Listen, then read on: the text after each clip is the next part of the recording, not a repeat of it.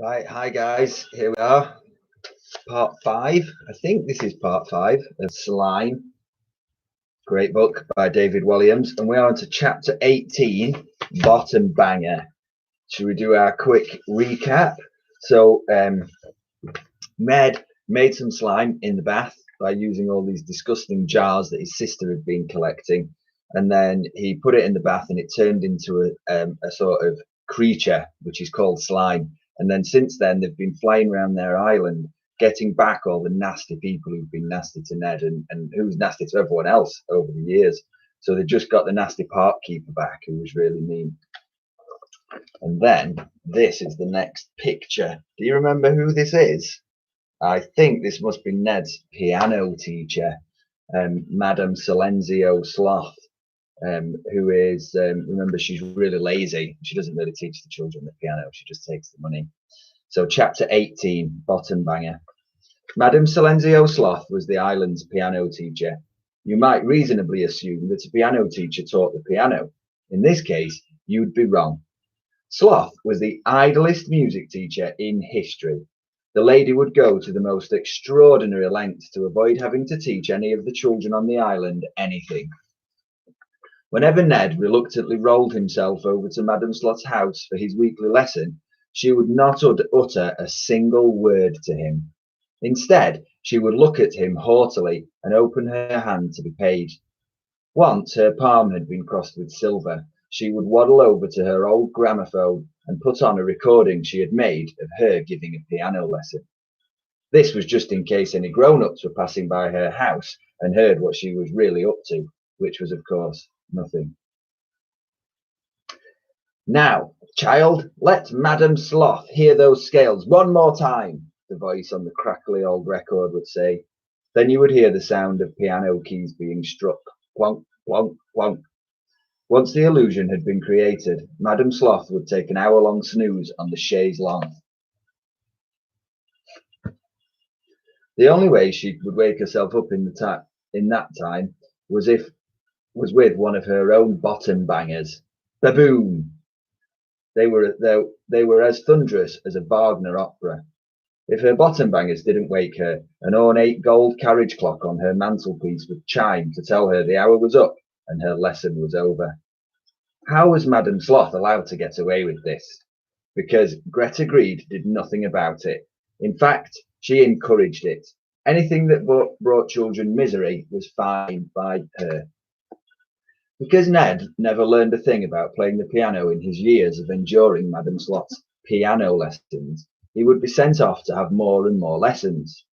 One day, when his mother returned home from the fish market, Ned told her what was really happening in those lessons. Nothing. Note. Nada. Nothing.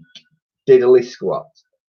Of course, being a grown-up, Ned's mother didn't believe him. Just like all the other grown-ups on the island, Madame Sloth had bamboozled the woman into thinking she was the most fantabulous piano teacher in the world. Aside from her gramophone scam, Madame Sloth had a trio of nasty tricks up the sleeve of her long, flowery blouse.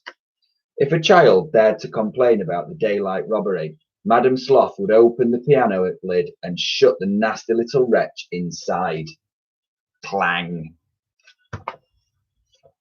That way, Madame Sloth could carry on with her precious snooze undisturbed. Let me out!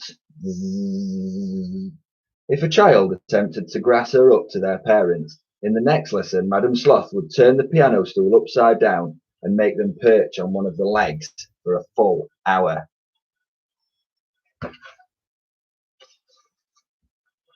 If a child was so bold as to wake Madame Sloth up from one of her snoozes, they would be held upside down by their ankles and forced to play the piano with their nose.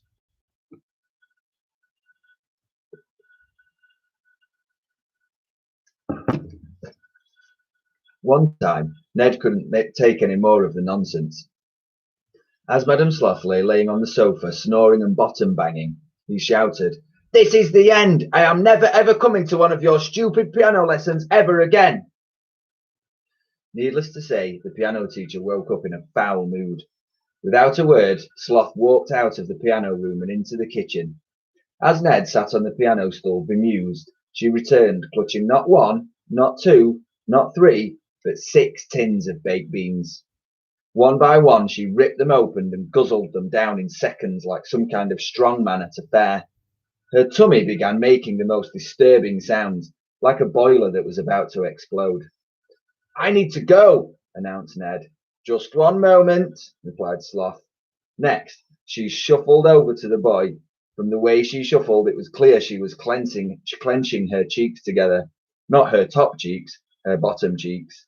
Then, as soon as her behind was close to Ned's nose, she unclenched.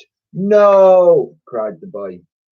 Sloth let off the most explosive bottom banger of all time.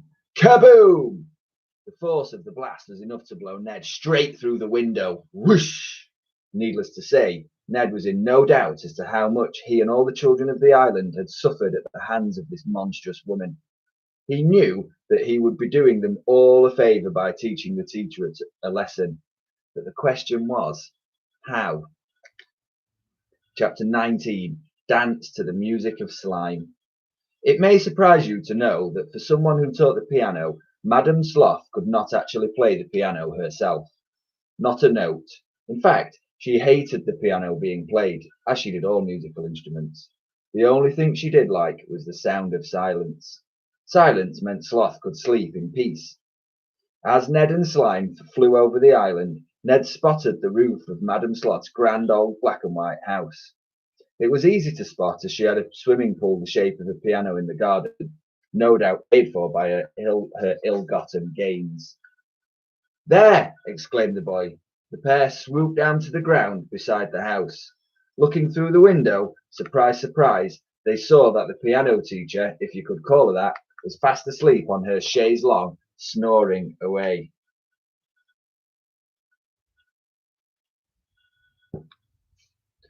Looking across the piano room, Ned and Slime could see the child Sloth was meant to be teaching. The poor thing had been made to stand on one leg on the piano stool whilst balancing a book of sheet music on her head. Presumably this was some kind of punishment, no doubt for daring to stand up to the world's laziest piano teacher. The pigeons sat Ned down and tran Slime back into a blob. The girl, balancing on the stool, looked as if she were about to expire. Her face had gone as red as a tomato, and she was pouring with sweat. She must have been balancing there like a flamingo for nearly an hour. With a nod of his head, Ned signalled to her that she should escape. Are you sure? The girl mimed. She was clearly terrified of the lady sprawled out on the chaise longue. Ned nodded his head again. Tentatively, the girl put her other leg down and breathed a gigantic sigh of relief. Thank you, she mouthed before tiptoeing out of the room. Slime slid under the boy's feet and inflated into a ball. So Ned was just the right height to slide in through Sloth's open window. The boy eased himself through, landing on a piano stool. The slime ball followed. At first it was too fat to fit through. Shunt, shunt, shunt. Then slime made itself thin and poured itself through. Squelch. Shh, shushed Ned. Let's not wake Sloth yet. How best to wake someone who loves silence? With the world's loudest noise, of course. Slime, began the boy breathlessly. His idea was so good he couldn't get it out quick enough. Yes, replied Slime, now turning back into a blob in the piano room. I need you to become the hugest orchestra in the world. Goody, goody. And I want you to make the noisiest noise that's ever, Ned wasn't sure of the word, so guessed at one, noised. This was the perfect playback for Sloth's explosive bottom banger. In an instant, the blob divided into 100 smaller blobs. These small blobs, smaller than globules, are called globettes. One by one, the globettes began to take shape. These globettes translimed into musical instruments faster than Ned could name them. A tuba, a French horn, a violin, a trumpet, a double bass, a harp, a set of cymbals, a xylophone, a bass drum, and last but not least, a giant gong.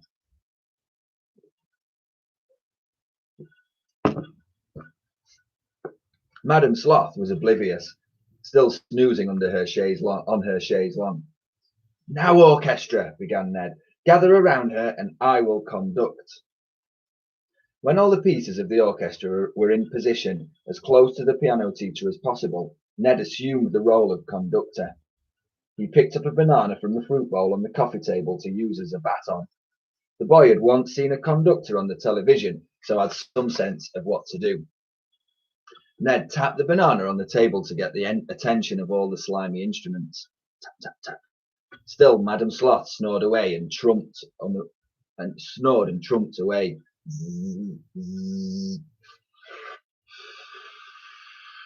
Her bottom bangers were so foul they could have stripped the wallpaper from the walls. All the instruments in the slime orchestra, or slimekestra, turned to the conductor. Ned nodded and twirled his banana through the air. Boom! The noisiest noise that ever noised exploded into the room. A shocked Sloth shot up off the chaise longue with incredible speed. She smashed up through the ceiling of her piano room. Bang! She smashed through the bedroom above.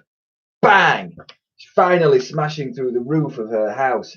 Bang! Ah! She screamed as she sailed through the air. Ned looked up from the piano stool through the hole in the roof. The boy smiled to himself before he remembered something he had learned. Something important. Sir Isaac Newton's law of universal gravitation. In short, what goes up must come down. Ah! Screamed Sloth again. Not that screaming did any good, but it seemed like the appropriate thing to do. The large lady was plummeting straight towards little Ned. If the boy didn't do something, and fast, he would be nothing more than human slime. Help! Screamed Ned. Now he was screaming too. The piano! Thinking fast, Slime translimed back into a blob and reached round the leg of Madame Sloth's grand piano with its blobby arms. It yanked the instrument under the hole in the roof, knocking Ned on his piano stool out of the way as it did so. Ah! Screamed Sloth before crashing into her own grand piano. Clang, clung, cling, smash, bang, wallop. My piano! She cried from inside the mess of wood and keys and wire. Now I can't give any more piano lessons.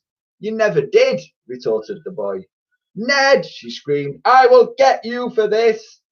With that, Sloth tried to lift herself up from her piano. In all the kerfuffle, the gold carriage clock toppled off her mantelpiece. It clocked Sloth on the head. Boink! Ouch! She cried. Another job well done, remarked Ned. Always a pleasure, replied Slime, as it translimed into a rocket. Hop on! The boy smiled and hauled himself up. Then the rocket blasted him through the hole in Sloth's ceiling, high into the sky above. Zoom! I've got the zoomies! Howled the boy in delight.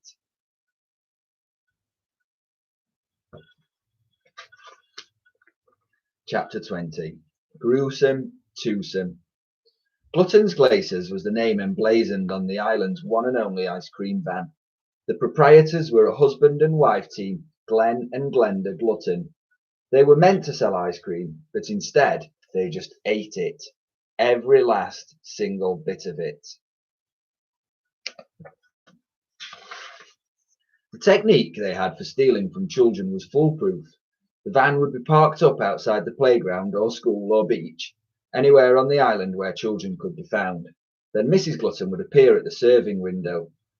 What delicious ice cream would you like, my dear? She would ask in her nice voice. She had a nice one and a nasty one. More of the nasty one in a moment. Ooh, Ned cooed, looking at the sign with all the delicious toppings. Take your time, dear.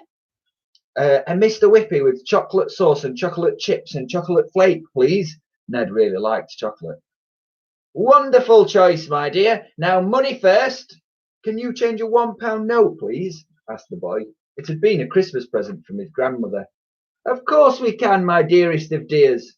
As soon as Ned had passed the money over, she snatched it out of his hand and yelled, Mr. Glutton, drive! This was in her nasty voice. Glenn Glutton, who'd been sitting in the driving seat all along, then put his foot down on the accelerator and they sped off. Brum! As they did, the pair shouted, So long, sucker! Ned was left at the side of the road in a cloud of burning rubber from the tyres.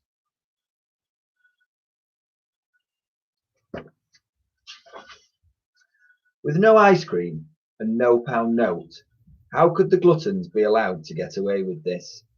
Gret agreed, of course. There had been so many attempts to bring the pair to justice, but Greta stepped in every time to prevent them from being arrested. To think that this awful duo had made so many children miserable caused the old lady's dark heart to sing with joy. The Isle of Mulch had often had visitors, providing fresh victims for the gluttons. The gruesome twosome were not the best advertisements for their own ice cream. Both ate so much of it straight from the pump that their teeth had turned black or fallen out altogether. Sometimes a rotten tooth would fly out mid-sentence and hit a child on the head. Ping! Because they ate so much ice cream, Glen and Glenda Glutton had ballooned so much that they never left their van. They couldn't. It was impossible for them to fit through the doors. So the Gluttons slept in the van, they ate in the van, they even did their doodahs in the van. Just don't ask for the chocolate sprinkles. They don't smell anything like chocolate. As Ned zoomed over the island on his slocket, he spotted a long line of children. They were from the posh boarding school on the Isle of Twaddle. Their hideous purple and yellow blazers gave them away. The pupils must have been on a trip to see the world's most boring tourist attraction, Mulcher's medieval fort. It was a ruin, little more than a few old stones jutting out of the ground. Because it was old, grown-ups decided that children had to go and look at it, often for hours at a time. Still riding the slocket, he hovered over the heads of the children. They were too sad to even crack a smile at the rocket made of slime. What happened? Ned called out from above. It was those rotten ice cream sellers, sobbed one. They took a mammoth order of ice creams from our whole school and made off with all our pocket money, blubbered another.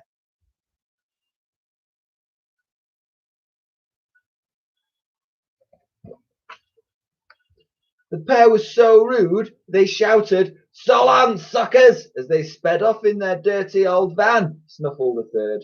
We thought having ice cream would help us get over the crushing disappointment of having visited the world's most dullest tourist attraction, bawled a fourth. But we were wrong. It's made this school trip the worst day out ever, yelled a fifth. I would actually prefer to be at Twaddle College for Noble Offspring right now doing double mathematics. Surely nothing is worse than double mathematics, exclaimed Ned. This is, replied the previous child, before bursting into floods of tears. This set all the Twaddle children off again. It was a symphony of sobbing. These kids are really annoying, murmured Slime. Shh, shushed Ned, before turning to the children to ask, which way did the gruesome twosome go? All of the children were bawling their eyes out, unable to speak. Oh, for goodness sake, muttered Slime. Shh. Instead, the children pointed, fortunately, all in the same direction. Thank you, kids. Slime, that way, ordered Ned, and he zoomed off. I'll be back, twaddlers. The Isle of Mulch was a network of long, windy country roads sheltered by trees, so it was difficult to spot trees from above. But then Glutton's Glacers was no ordinary vehicle. This great pink monstrosity with a giant model of a Mr. Whippy ice cream on its roof would be visible from outer space. Soon the van rolled into view, and Ned signalled for Slime to zoom down beside it. At first, Mr. and Mrs. Glutton didn't see the strange sight of a boy riding a slocket zooming beside them.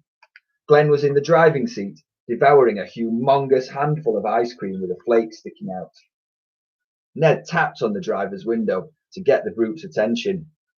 At first, Glen smiled and nodded back, before the surreal display made him slam on the brakes. The ice cream he was scoffing went everywhere, all over his face, splat, and all over the windscreen, splut. Meanwhile, in the back, Mrs. Glutton had been counting all the cash she'd stolen from the Twaddle children. Because of the sudden stop, she found herself upside down on the floor of the van. Help me, you fool! She cried out to her husband, unable to pull herself up to stand. I can't see, shouted Mr. Glutton as he scrambled over his seat into the back of the van. As he did so, his huge foot knocked the tap on the ice cream pump. Splurge! Mr. Whippy began swamping them. "Oh!" cried Mrs. G. "My potty is frozen!" Still blind from having a face full of ice cream, Mr. G tripped over his wife and fell right on top of her. "Oof!" he cried. "Ouch!" she cried. "Get off me, you great lump!" "I am not a great lump." "No, I am sorry, I got it wrong. You are a massive lump." Ned, who was still hovering outside the window, burst out laughing. "Someone's laughing at us," barked Mr. Glutton. "They are really going to get it," bawled Mrs. Glutton. Well, Ned is really getting his own back on people, isn't he? On all these horrible people around the island. Right, hope you guys are okay. Hope you're all doing well. Remember, keep looking out. Well, I will let you know when our Hovingham 2.6 challenge is ready and going on to our Hovingham YouTube channel. It's quite exciting. I'm going to do it this afternoon. So I will let you know all about that, maybe tomorrow or maybe after the weekend. But anyway, take care, guys. And remember, stay safe. Do let us know if there's anything that we can do to help. And I will speak to you all sometime next week. Okay, guys, take care. Bye.